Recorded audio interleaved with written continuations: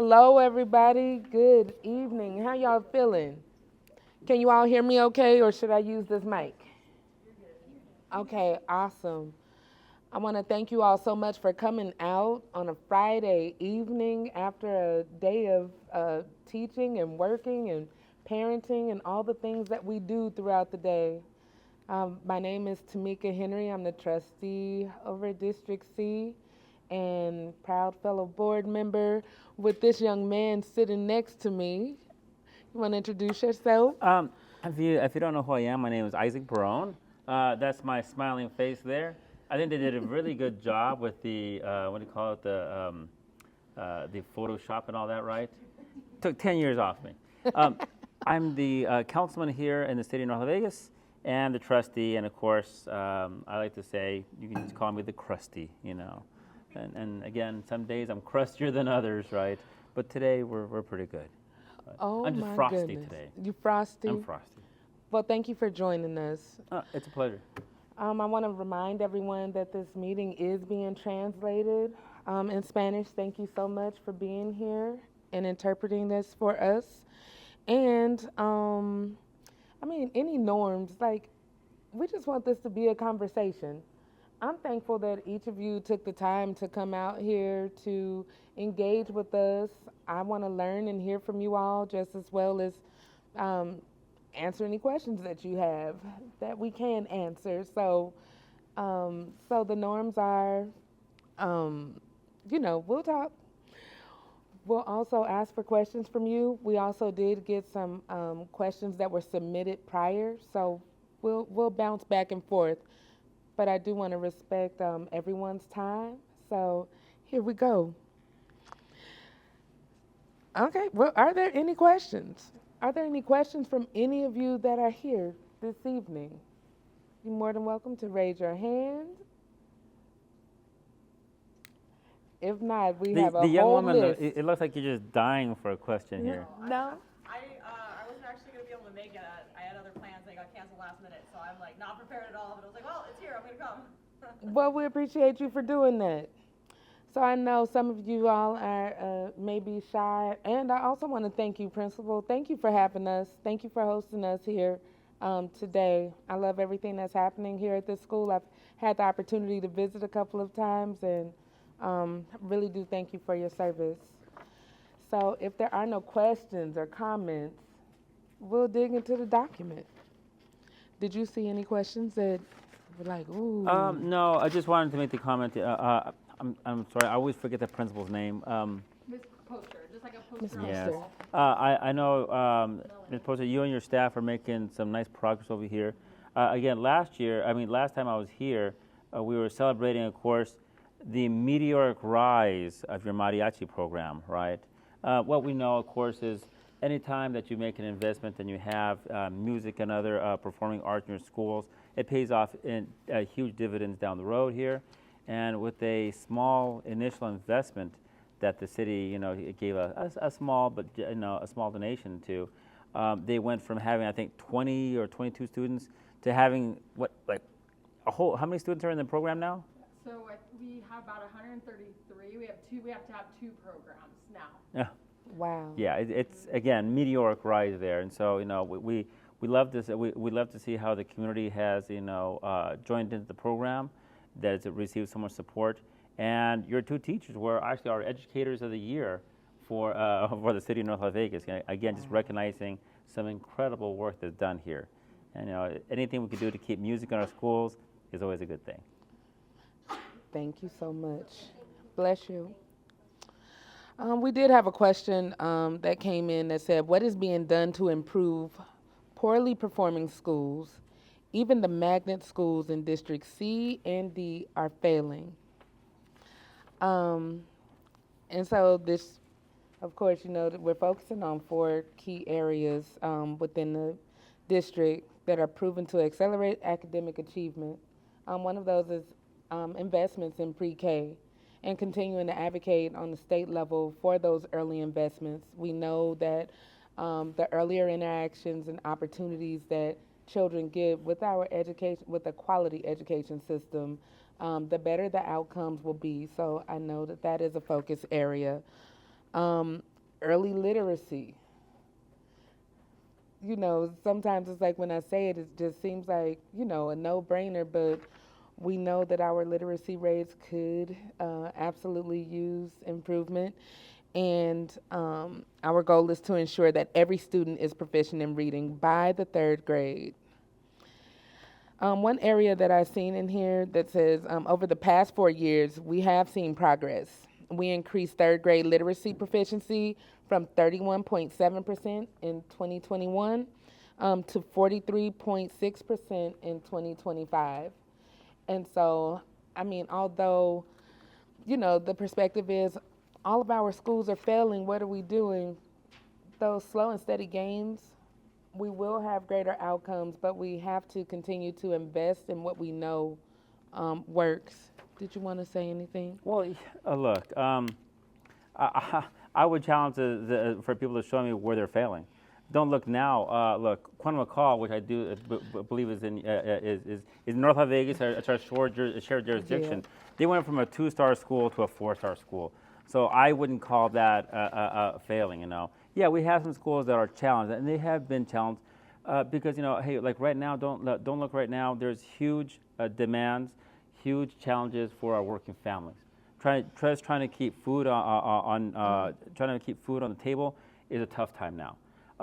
One thing that one of the sister schools did here to increase attendance was, they used our micro grants to open up a small store. So when you had the children who were habitually not coming, they were challenged to show up. The principals were able to identify them and give them incentives to go shopping in those stores to do what? To have things like laundry soap and softeners and other groceries that, again, help out. And all of a sudden, we see the attendance rate rise there, right? So we know that things like poverty, they're an issue in this side of town, as they are probably in a lot of sides of town, Sure. right, really. So number one, I'm not sure where we say that so many of these schools are failing, because we have lots of evidence that things are not like that. On the other hand, we can always improve. One of the big things is, again, as my colleague has pointed out, we're making a big push for pre-K. Now, that's not going to deliver dividends right away. That's going to be, kind of like a generational kind of thing. And I happen to know a guy who's going to be really pushing hard for pre-K at the state level, and we'll talk about that some other time. But if we can actually secure the funding for universal pre-K here in CCSD, we're going to have many children that look a lot like me and look like a lot like you, and then live here in communities where, imagine that they actually get started actually attending kindergarten, and they can actually read and write first. For me, this actually became very personal because in the back, I have a 3-year-old, and next month he's actually starting pre-K. He's deaf. He's deaf, and because he is deaf, he gets actually an early start through Nevada Child Find, through the district, right? So he's going to be able to have a chance to actually catch up with his literacy and his language development. And I could only imagine how much stronger it'd be if every child in our district would be afforded to have a similar experience. For sure. Yeah, that's going to be the future, long-term, slow burn kind of programs. Thank you. I know that there's plenty of opportunities, so I wanted to reiterate a focus on pre-K, early literacy, middle school math, and workforce and college readiness. You had a question? Well, actually, just a comment. All 3 of my kids went through pre-K here. They went at Watson just down the road. Oh. My son went through Child Find as well. He had a really severe speech delay and wasn't talking at all. He got caught up by the time he was in 1st grade. No IEP, it's not even an issue that has to be considered anymore. But both of my girls just got in through the regular kind of lottery that they had to go to, and it was huge. It was a lot. They were able to acclimate from going half a day, 4 times a week, to going into kindergarten. They were ready. They were, academically ready, but they were also socially and emotionally ready to be away from mom, because I'm a stay-at-home mom, so they weren't going anywhere else. They were with me. But one of the other things I wanted to point out that I think the district has done really well with, and I wish it was more popular, is they changed the name of it. When I was going, it was the FACES program, the Okay. Family and Community Engagement Centers. It was at my kid's school, and then it moved to Antonello, and then it moved, and like I followed it around, and I was like, we're going there. And that was just a really amazing thing that everybody was welcome to come in, bring in your pre-K kids. My youngest started going with me when she was 2 weeks old and went for 5 years. There were just so many amazing resources that we got completely for free that really set my kids on a great path. So I think that is something the district is doing really amazing. I think you guys really need to like let people know more that those centers exist. Yeah. Thank you so much for saying that. I know that I could talk about early childhood education and, forever. I know the gains that my family had. When you have a high quality program that works with both the child and family, you can't go wrong. It's the best investment. So thank you for sharing your story, for sure. That, they also offer, this isn't quite related to that, but they have the English classes for adults. They do as well, and they're engaging parents that way. They had nutrition classes for parents and kids together. They had, it was so much that was offered by the district that really was helping. By helping parents, you're also helping those kids too. Right. I was an adult ed teacher there for a while, so yeah, I'm very familiar with those. Okay. Please. This is something that I didn't know that the school district did. The only reason I found out about it was I was at the hospital when they were delivering.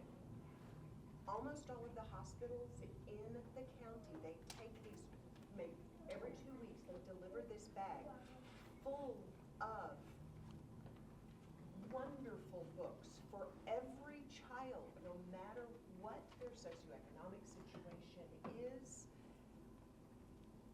and then a list of resources and milestones that the child should be reaching, so that and resources such as Child Find, so that they know, hey, this is out there and this is available.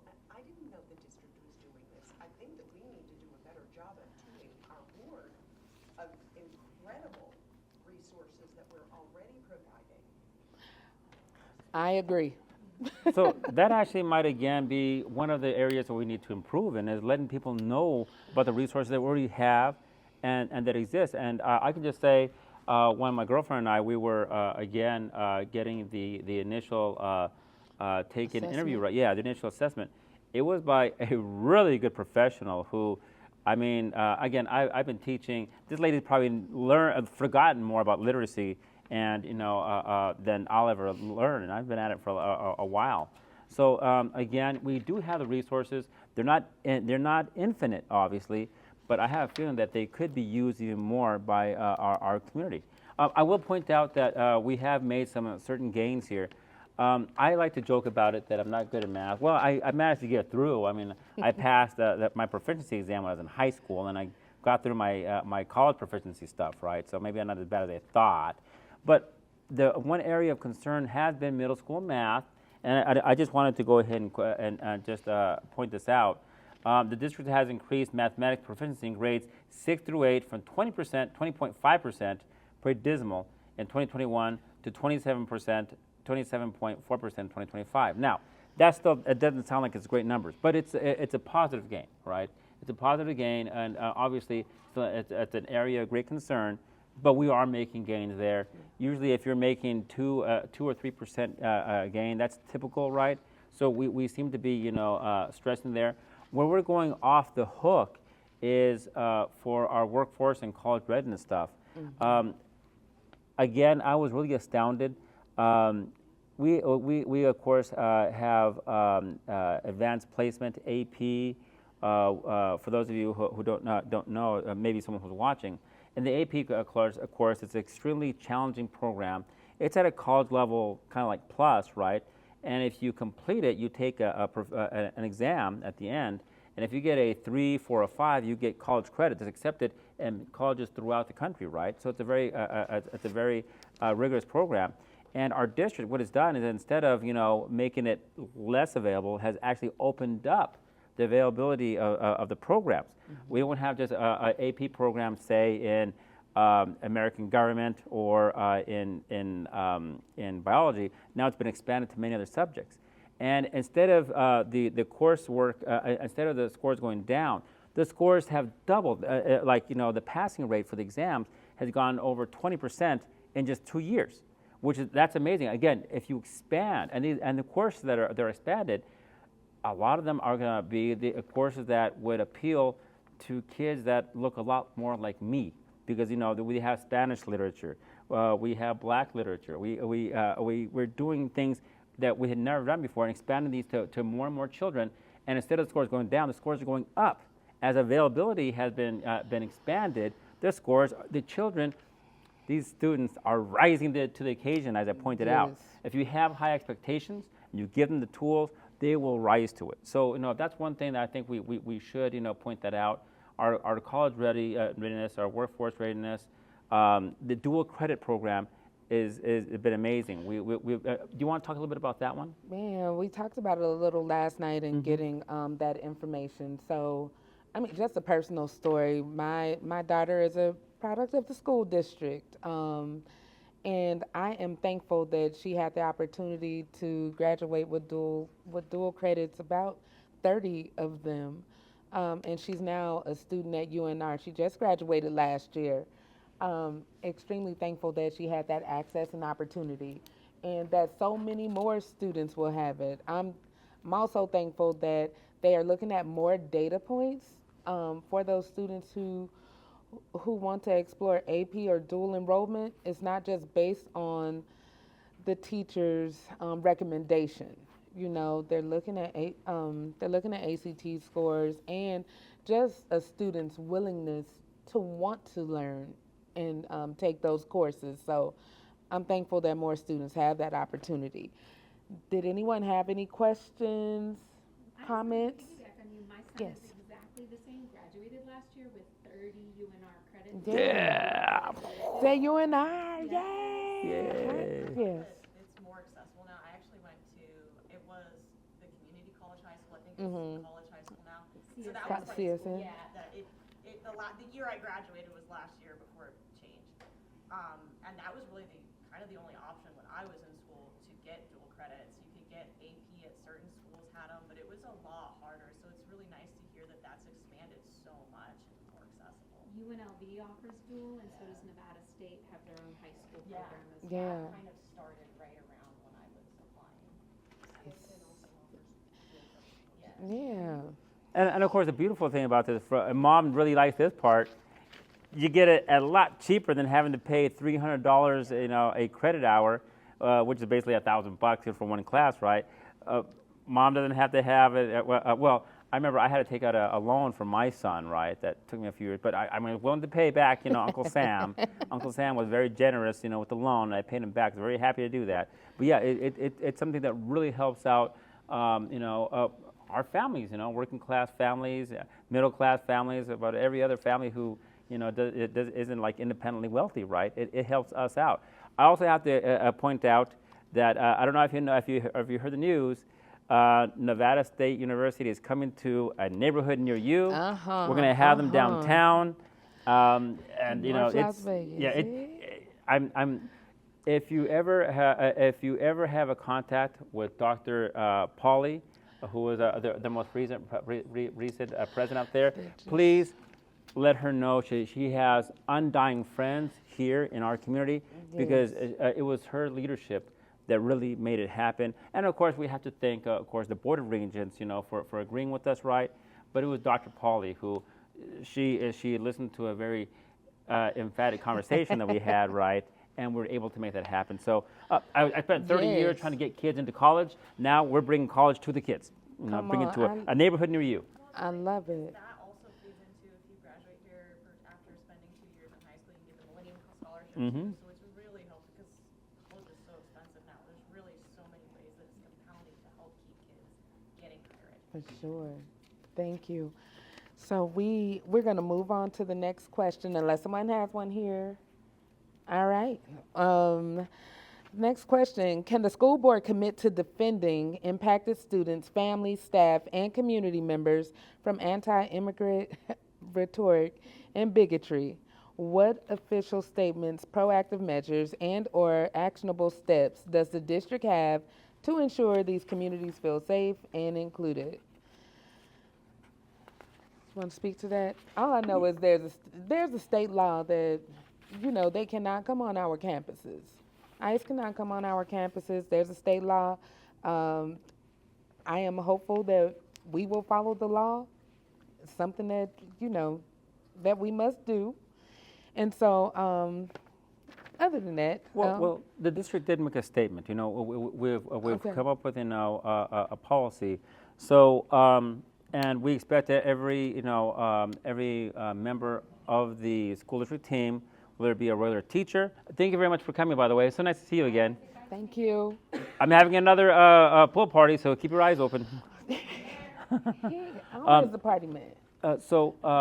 But getting back to the serious stuff, you know, whether it be a teacher or a receptionist or any of our school police, they know that the school policy is if there's any law enforcement that's not our CCSD police, they show up, they've got to be referred up to the front office, and then our CCSD police will be summoned, and, you know, no one's going to come onto the school grounds unless they have, you know, a judicially signed warrant. Okay, that's all there is to it. I believe our police, who they're a different breed of cop. They work very well in building a relationship with our students, with the parents, right? I have every bit of confidence that they will see it through to their assignment and to the law, and we're going to follow that as much as possible. In reference to the students walking out, you know, it's not something that we necessarily condone, or it's not something that we would definitely, how should I say, root for. But overall, you know, our principals, because a lot has to do with the site administrators. The site administrators are allowing the students to express their First Amendment rights.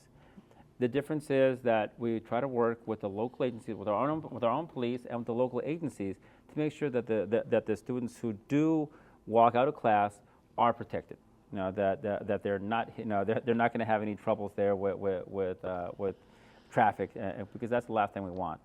And, you know, I think that so long as we're a district that supports and recognizes our students' individuality, and that we respect people's rights, we set a tone, I think, that we hope will bring us to, I think, a future understanding that we just don't have right now. Right now, discourse. It was if anyone was watching our meeting last night, there were times when, well, it was getting a little bit, you know, animated. I'm playing it down, kind of animated. But, you know, again, what we want to see is we want to see, of course, respect for people's rights. We want to, of course, celebrate our differences and allow for these differences and allow for our student expression. I think that's one of the greatest things that we can do as a society. Thank you. Did you want to add?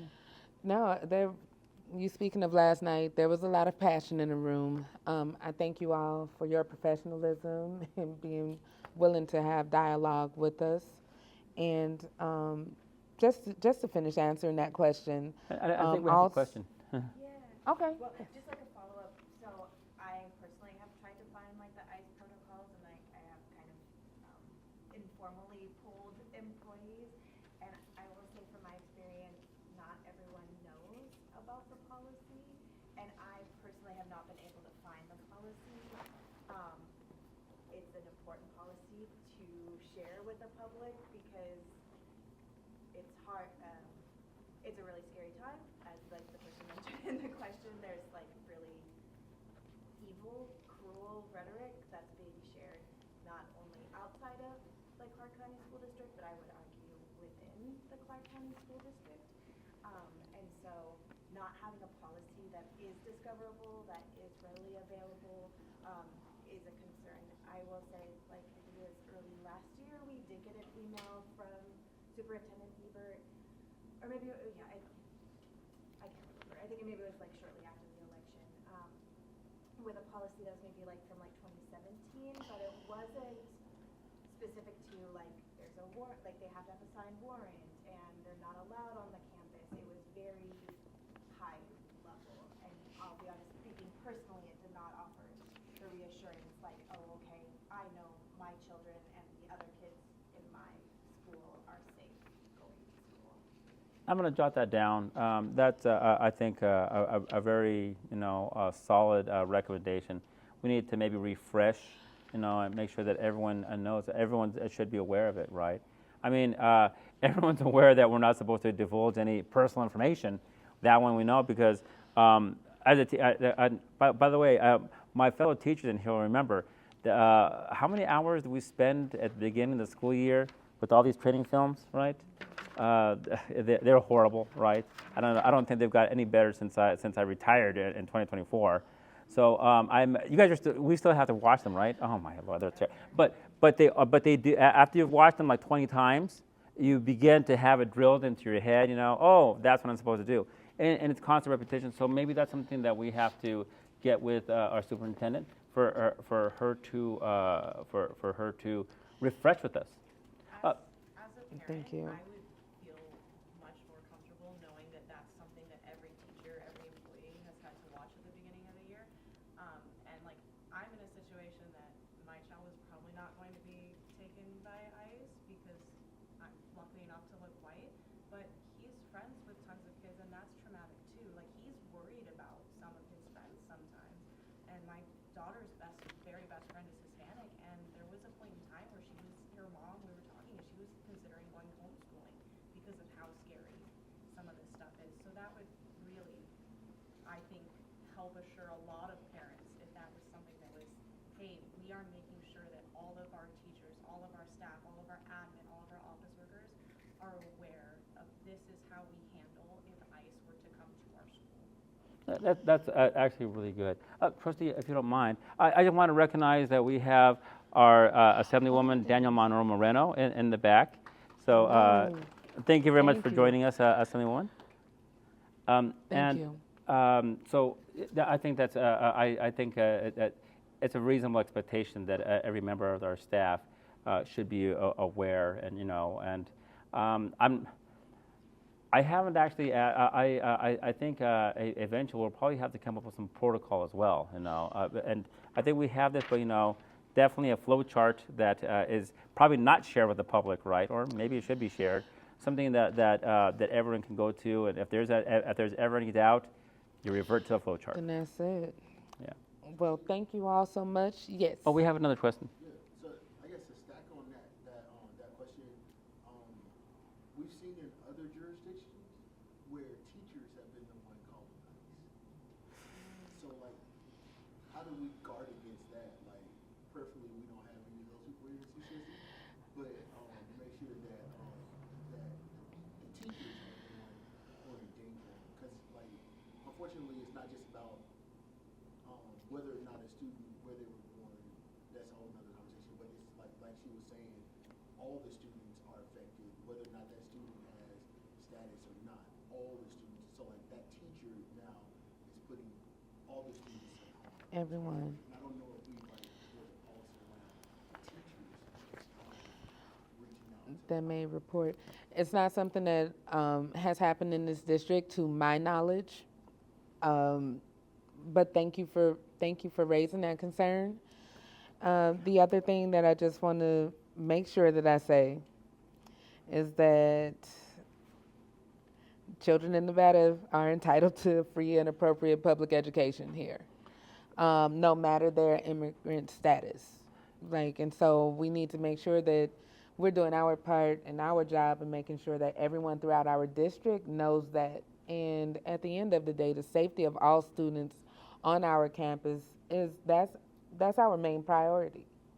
Also, I want to make sure that we. But plus, we kind of already have we already have policies that kind of address it, not directly, but remember, how would anyone know whether a student would be undocumented or not? The only way you could do that is by divulging personal information, and that is strictly not allowed. And so we No. do have, there are state policies and there are district policies that govern this. I don't want to go into it because I don't want to make it seem as if I'm in charge in any way over any human resources decisions, because I am not, right? But we do have, there are state and there are state policies, state directives, and there are school district personnel policies that are in place. I mean, if I were to divulge, to someone, where someone lives and the cops raid that home, well, I probably broke a state law and, of course, our CCSD policies. So and hopefully that's enough of a shield, and people use common sense. Thank you. And I wanted to make sure that the district has gathered a number of community resources for families and is posted at our website at ccsd.net/CCSD for all. Just wanted to put that out there, ccsd.net/CCSD for all. Okay. Did anyone else have questions? I kind of had one that was sparked actually when he mentioned the students walking out, and that's just about traffic safety and e-scooters and e-bikes. My daughters and I ride our bike to school. My son rides his bike down here, and it's so scary. Some of the things that I'm seeing. There's a lot of kids that have just will ride straight into the road. I know that at the one meeting we had talked about the district was working on putting a video together about e-bike safety and things like that, but I understand that's not a standard to teach, but there's got to be something to reach out to these kids so that they're safe, so they can get to and from school safely. Right.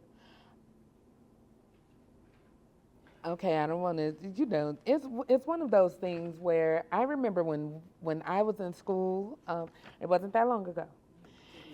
Let me preference that. But we used to have bike rodeos, right? We used to have bike rodeos where you learned about roadway safety and pedestrian safety, and you had helmets and knee pads. It's one of those things where it's and families were engaged and involved too. That's something that I would love to see happen again, partnering with our local municipalities and our school district, but more importantly, our families, our parents.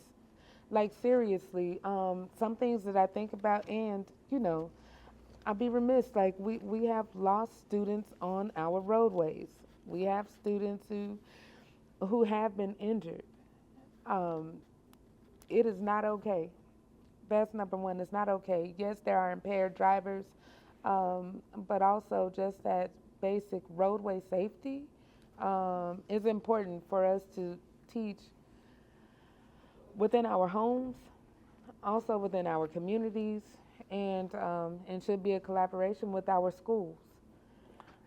I would add, I know here in the city of Las Vegas, I think we're adopting a version of the county's restrictions on the e-bikes and e-scooters and everything else looks like, where you're not supposed to be able to ride them, on paths and parks and all this, right? So I think that's part of the answer, because most students have to ride, in probably the shared jurisdiction, the right-of-ways, our sidewalks and of course on our streets to make it here. So that's part of it. The part of the answer is, working, of course, with the municipalities. The municipalities also are the ones that mostly we scrape up money, whether it's county, Henderson, or here in Las Vegas. We actually run most of the school crossing guard programs, right? Which I'm very happy. It's all about getting students to and from the school safely. But you're absolutely right, and I'm not. I like the idea of course, the e-bike rodeos. Probably, and it's going to take meeting the families where they're at. What I said before is, part of the problem is, if you want to get out and get word out to many of the families, parents who are 40 years or younger, you've got to meet them in cyberspace. You've got to meet them, in the influencer channels, because very few people get, I think, their news anymore from Channel 8 News. I do. No, the old guy over here does. But most people, they're on social media influencers, and there's actually a space to actually include them in. If we have things like this, like an e-bike rodeo, I think it's about building awareness and meeting people where they're at, and just reminding hey, we have one life. Your children have one life. we need to do everything we can to engage with To them to make protect sure that they take all safety precautions. Believe me, I have a bicycle. My little kid learning how to ride his bicycle, but he slaps on his Spider-Man helmet because and I try to make it a fun thing, and so he has to wear Spider-Man if he wants to get on his bicycle, and I hope that 10 years from now when he has a hover bike, right, that he will carry all the necessary safety gear, his parachute and his retro rockets and all that. Yeah. I'm happy that we have safe routes to schools who's doing their part. Um, Students, these are motorized vehicles. And at the end of the day, we all have a responsibility to teach children a safe way to school. I know that a lot of parents, like, we're often driving our students everywhere, and then when it's time for school, they're having to walk to and from school. Have we showed them the safest route? Have we showed them the proper way to cross the streets? Also, with all the construction that's happening on our roadways, sometimes there was a crosswalk there before, and now it's gone, but this is the way that I've always taken, right? So when things change on our roadways, it's important that we let our students know that, this crosswalk is now here. It has moved due to a lot of the construction that's happening. So at the end of the day, we want all of our students to be safe. Thank you. No questions? I'm going to go to the next one. It says, as a new teacher to the district, there is a lot of anxiety going into the incoming work years. Is the district expecting to lose more funding, and should we expect more staff cuts in the coming years? What proactive and or actionable steps does the district have to mitigate these uncertainties while balancing strategic funding? I'll tell you what. I was a teacher again for 30 years, and I was really lucky that I spent 28 of those at Rancho High School where I was needed. They had I started off as an ELL teacher when we had like 700 or 800 kids in the program, right? So I was set and blessed to be there for a long time, and I graduated from Rancho High School.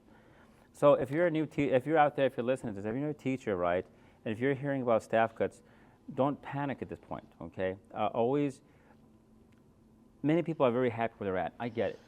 We heard about one young staff member at a school. Her students, the families came out to advocate for her yesterday. We get it. We totally understand. But there are realities. We are facing a loss of students. People aren't having as many kids as they were, and there are other things that they're adding to this. But we have 5,000 less students next year coming in. And when you multiply that by the per pupil, we're looking at almost $50 million. And so we're going to look at mitigating it. Right now, I cannot don't write this down because I don't want to be made out to be a liar. But right now, considering that last year we had about we lost about as many teachers as we hired on. So for next year, we're probably going to be at right around the same break point. There'll probably be a job for everybody. But the thing is, if you're the low person on the totem pole because of the negotiated contract that we have, you might be getting a job at a different school. And what I would do is just what we have not done. We have not done a really good job of actually calming people down and reassuring you that we're going to do everything we can to make sure you're placed. We need you somewhere, right? You're going to be needed somewhere. So you might get moved from Cheyenne High School. You might wind up at a middle school. But it could be a good thing, okay? If you have a job, number one, that's a good thing. But also, like if you ran, say, I'm just saying an after-school ballet program. I'm just throwing that out there. If you ran an after-school ballet program, say at Cheyenne, or an after-school dance program at Cheyenne, you'd probably have a chance to do something similar at your new school. You can bring your talents, and you'll have a whole new set of students who need your skills, need your love for your community to be transplanted, and I have talked to teachers who were surplus from Rancho High School. One of them who was one of my former students, she got surplus from Rancho High School, and then she found a new home at Cheyenne High School, and she was very happy there. It turns out that she was needed there, okay? So again, don't write it down in stone that I'm assuring that everyone's going to have a job, but we're going to do everything that we can to not lose your talent. We can't afford to replace people's talent. We don't want you to leave, going somewhere else. We don't want you to leave. Like we need you, as well as we need students. We know that it all comes down to funding and per pupil funding. Yes, I know that you mentioned that people are not having as many babies, but also we need to attract more students to our school district. And so the one thing for me, recruitment is everybody's business.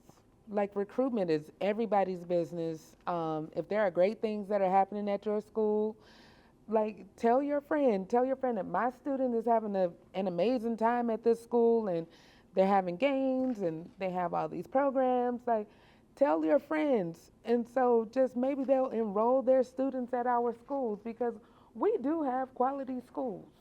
My children are products of this district and they are thriving.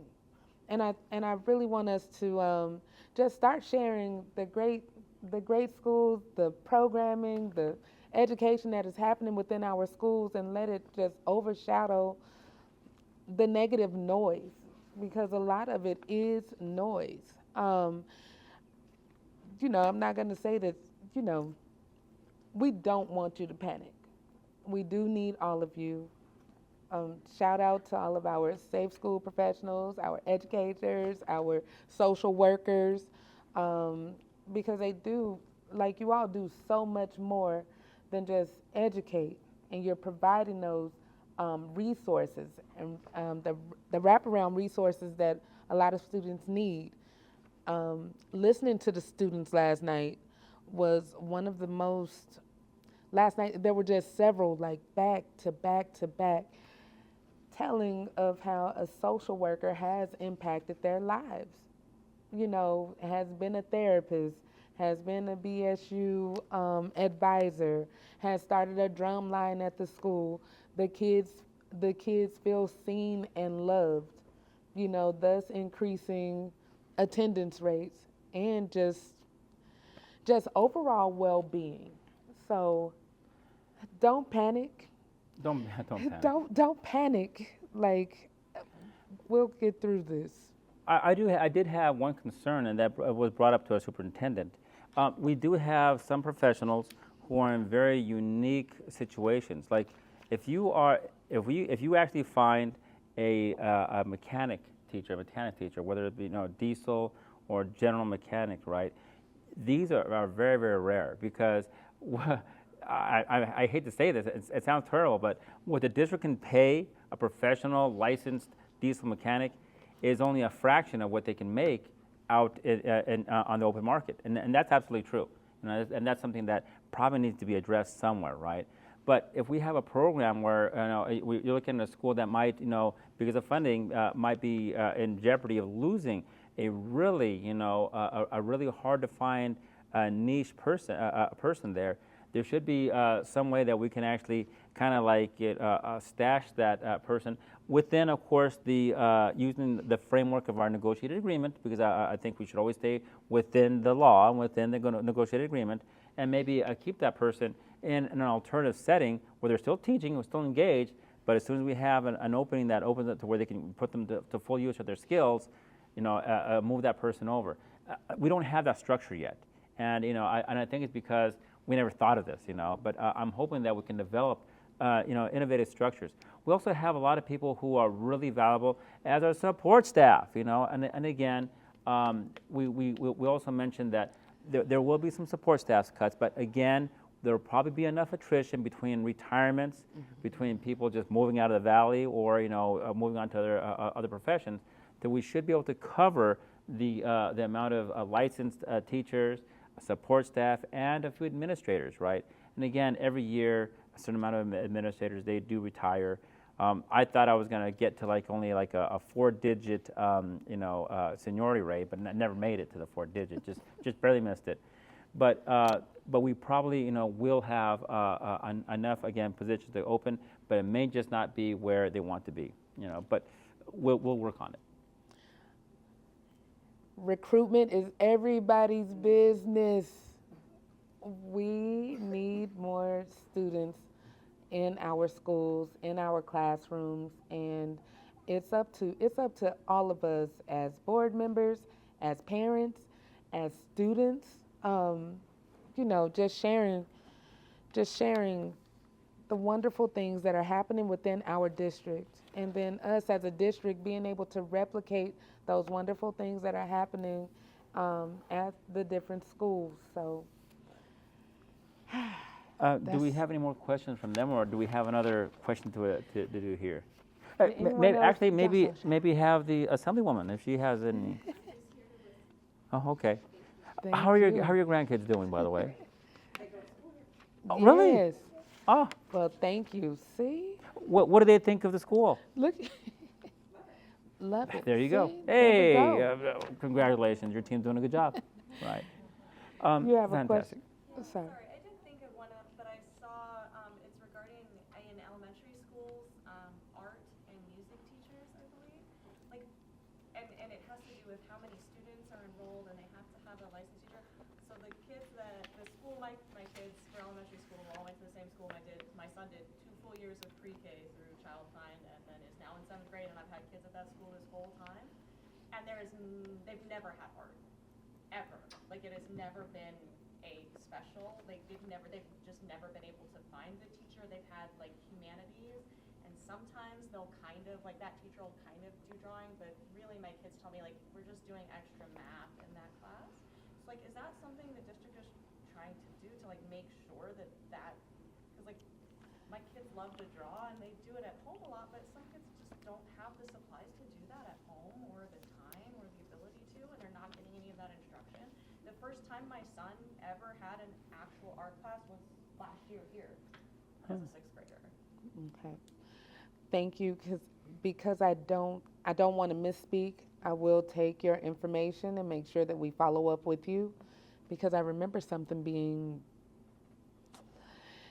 at a few board meetings back, but I can't remember, and I don't want to misspeak. No, But- I'm not put you on the spot. It's just something that No, it's okay. popped into my head that I'd seen.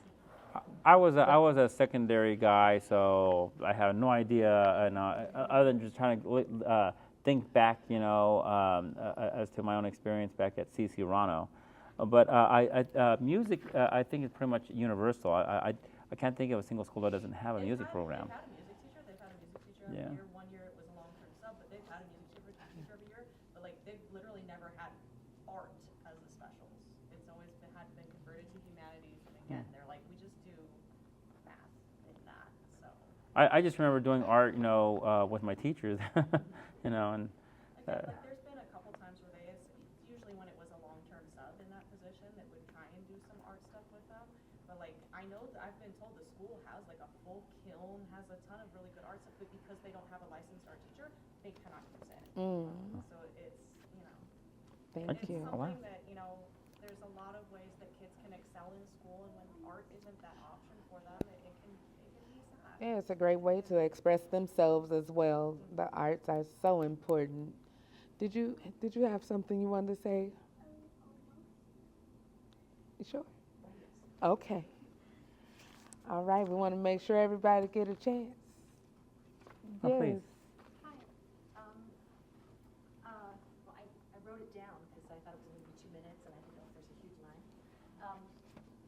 My name's April. I'm a parent member of the school organizational team at our middle school, and I wanted to raise concern about how the budget process is functioning. For 2 consecutive years, the budget's been presented to us as a finished product without our input, and the only role we've been given is a yes or no. And we were only given, the principal is only given 2.5 weeks from receiving the budget to the deadline to approve it. And he said that because of that quick turnaround, he doesn't have time to really seek input, and so he prepares it on his own. He said it makes meaningful collaboration very difficult. This year, both years the principal presented an overview of the budget, but not the actual budget. So I asked for the budget this year. The numbers in the presentation weren't the same as the numbers in the actual budget. He wasn't forthcoming about the fact that he was eliminating our art program. And before the meeting even occurred, the teachers had already been surplused. When I asked about this, he was not forthcoming, and the art teacher had to get on the meeting to say, yes, he's cut the art program. And he said, the SOT, your only ability is to vote yes or no. And we said, is there ability to look at alternatives? Can we look at why are, and I said the law says that we have an assisting and an advising role in the development of the budget, and we can vote yes or no. But I feel like we're only being told we can vote yes or no. He said, that's because I'm the principal and I get the final responsibility for the budget. And then he said, if you vote no, if we don't get a 75% vote, it goes to the district and they could cut even more teachers. He cut 3 campus security monitors.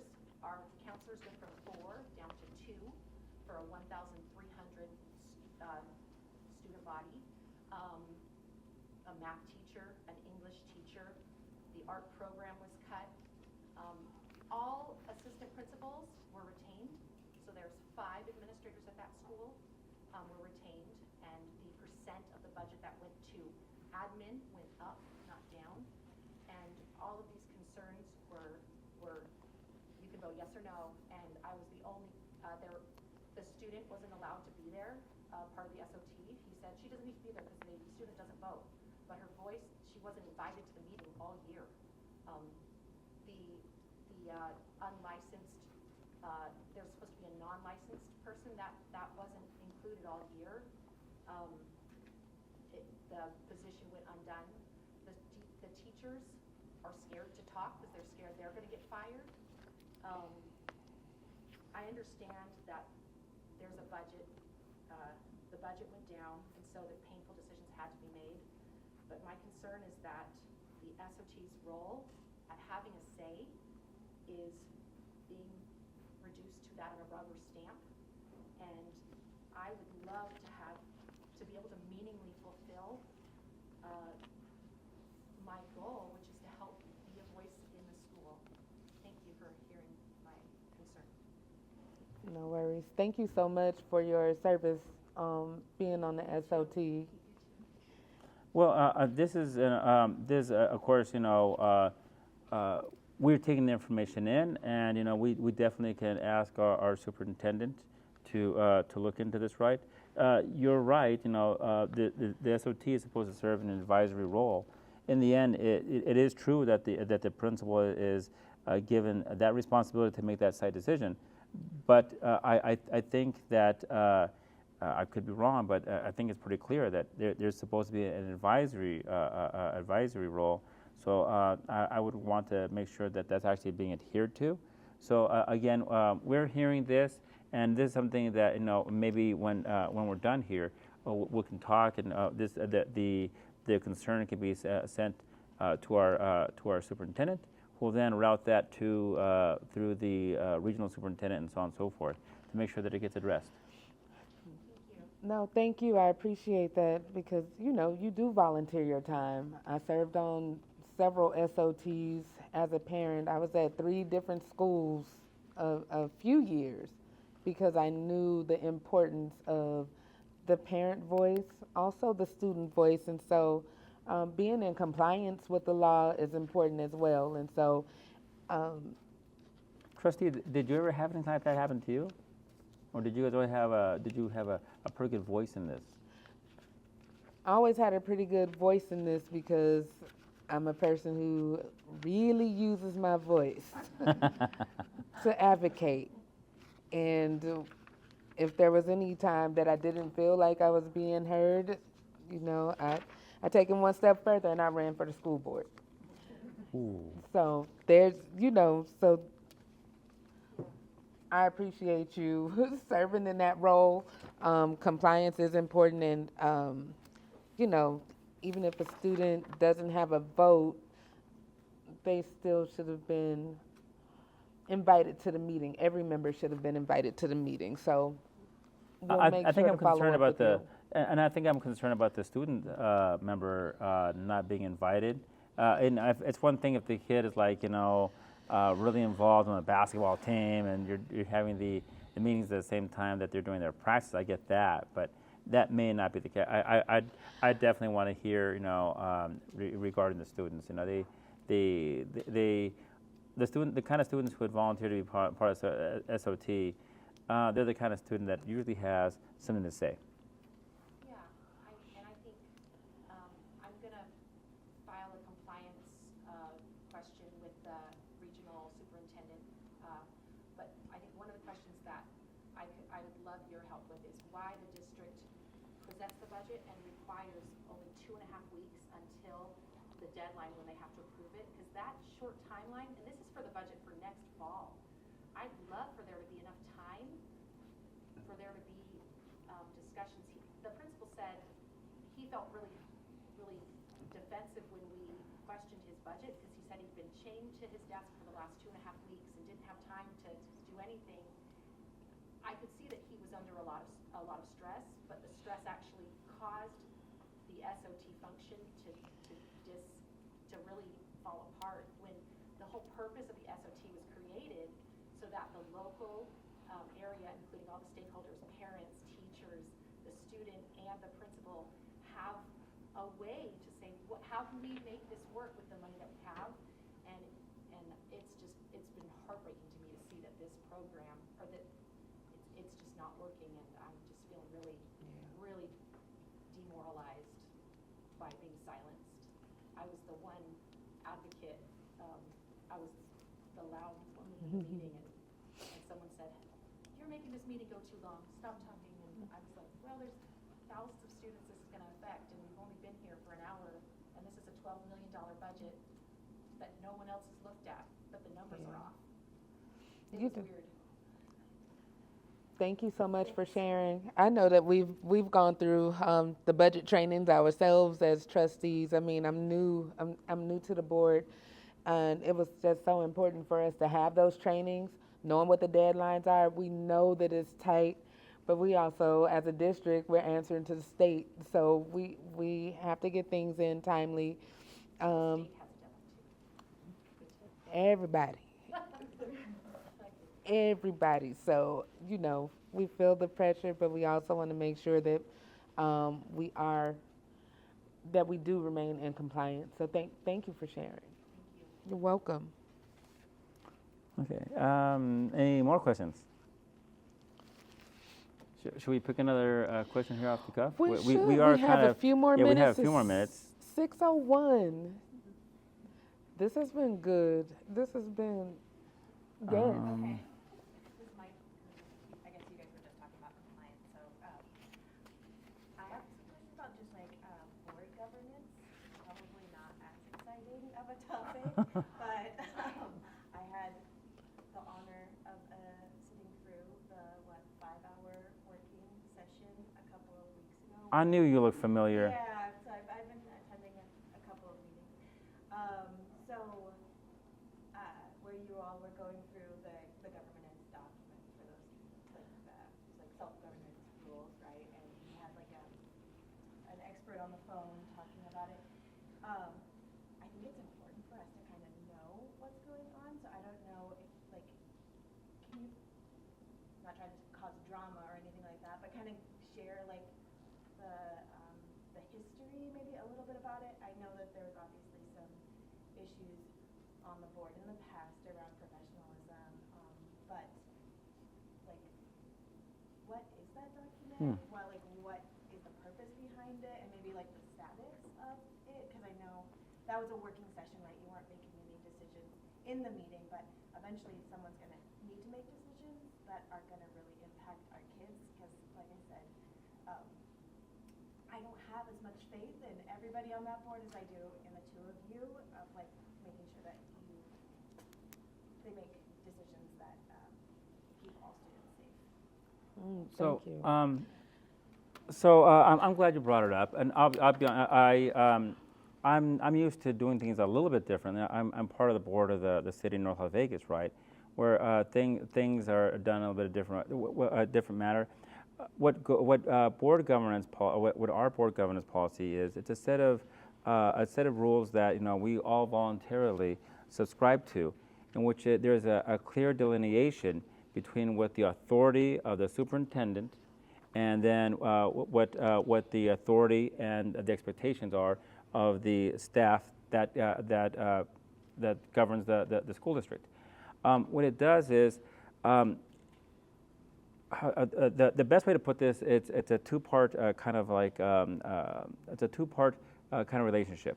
The Board of Trustees is elected and now appointed, thanks to the state legislature, to oversee all the policies, the budget, everything to do with the running of the school district.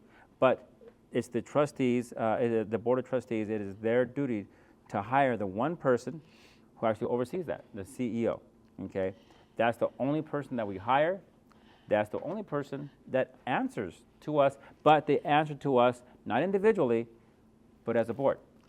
So That's the superintendent. Yeah, that's our superintendent. That's our one employee, but we speak as a group and not individually. So I can't tell her, hey, I want to see more production out of the kindergarten kids. I want to see that math, and so you're going to have to do. No, that's not the way it works.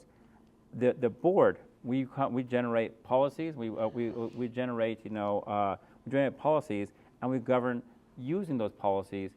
But it is very much driven. The running of the school district is done by the superintendent, and it's actually good public policy, because what it does is there are a lot of pressures on, because what it boils down to, everyone who's on the board sitting there as a trustee is in effect a politician.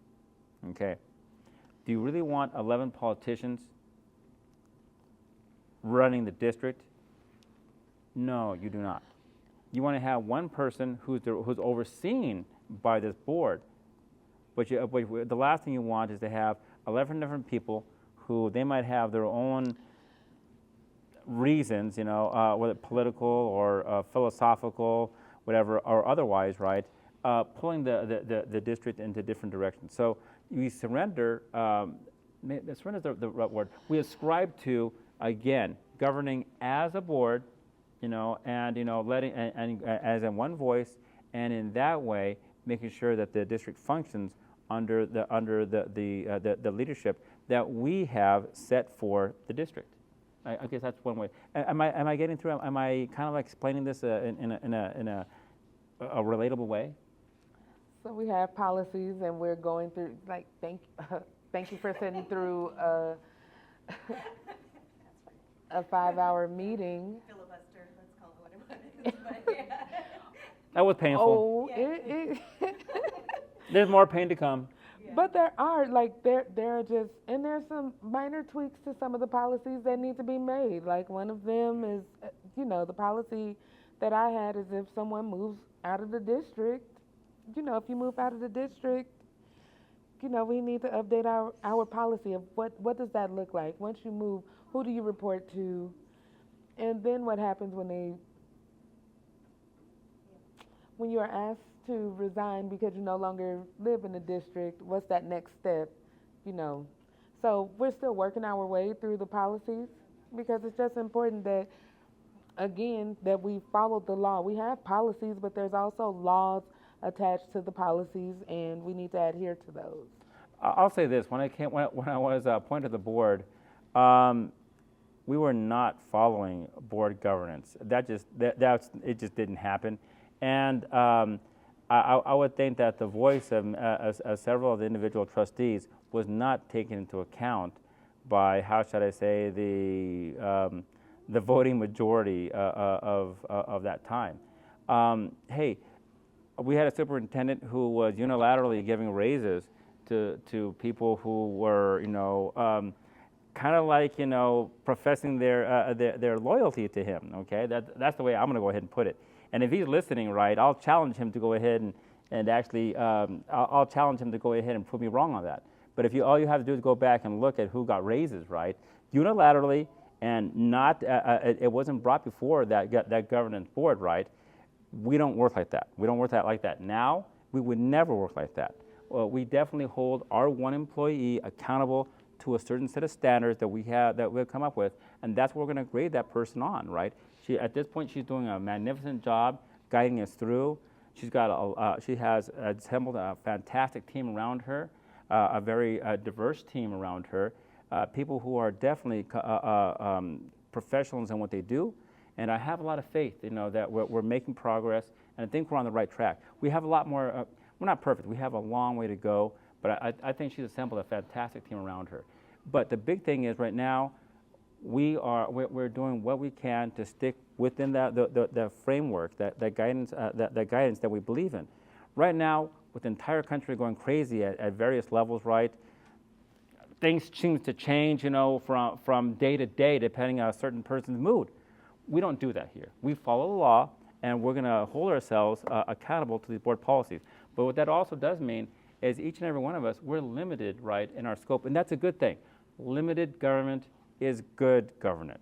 And we're beginning to find out that's totally, I'm not sure how you feel about that, but that's me talking. Limited government is good government. Did he ask you a question?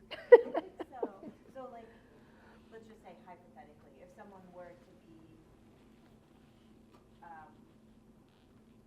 being inappropriate on the board,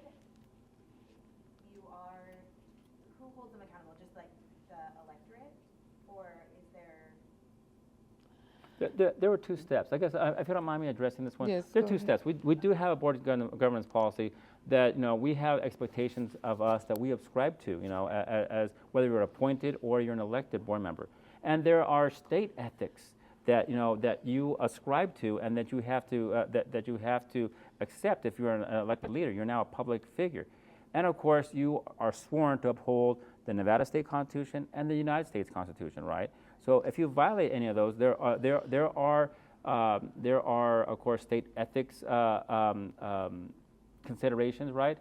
As a board, we have some governance policies that govern on how we should act in public and to some extent in private. But still respecting the fact that every one of us still has our constitutional rights, of self-expression. That being said, we do have a procedure, right, in which ultimately it is our school board president who has to take these into account and I think act upon what is in our board policy. In the end, though, with us, the most severe thing that we could possibly do is censure a person. Now, I don't know. I myself, I don't like the idea of getting censured, so I think I'm going to try to be a good boy and work within the board policies, right? But ultimately, there are state ethics issues, that people can be held accountable to. Ultimately, it is the taxpayer, it is the voters who have the ultimate power. Hey, you still have the right to redress. That's what things like, shall I mention it? That's the idea of having a recall. That is your petition to go ahead and reconsider someone's election. That doesn't happen very often, but that is one, and that's very, that's very much out there. There's also every 4 years you get a chance to evaluate, and if you're an informed voter, and if you don't like the person that you have put in, well, you don't have to stage a coup. You coup with your vote. Your vote is still ultimately your voice, right? So I know it sounds like a really complicated answer, but it's actually true. Once a person's in there, that's why elections are so important, because once a person's in there, They're in there for 4 years. They're in there for 4 years, unless the electorate deems it so that they would actually have a recall. Not that I'm suggesting anything. You sure? I'm not gonna put you on the spot. But yeah, I'm thankful that I'm not squeamish about that kind of stuff, we know, we know. I'm thankful I have the opportunity to serve alongside you, Trustee Barone. I know that, our meetings do go a little long. We all are passionate about our I'm school looking over there. district. Nice. It's just important to me that we just remain respectful and that we have that respect for one another. We haven't been there where I've ever felt disrespected, and so I'm okay. I'm okay. I'm here for the students. I'm here for the staff. I'm here for our administrators. I'm here for our community. I'm here for my constituents. And so I'm so thankful to serve this community on your behalf. And I thank you so much for taking their time out on a Friday evening to come and be with us. And thank you for sharing all of your questions, comments, concerns. We did write down some notes. We will get back with you all. And did you want to wrap it up? I just wanted to tell everybody, thank you so very much for coming, right? It's, your voice, it does matter. And, I realize, it's hard. It's a Friday, the 13th, just before a 3-day weekend. I appreciate everyone coming out. I have a bunch of notes, and if you want to stay after, we'll compare and make sure these are the things that we'll take back, of course, to share with the team. Again, I'm remembering what it is to be a parent again, after so many years not being. And You never stop being a parent. I'm in the fight with you. I'm in the fight with you, and I really appreciate working with the trustee. And we hear you. We will respond. Thank you, and thank you all that are watching online. We appreciate you as well. Have a good night.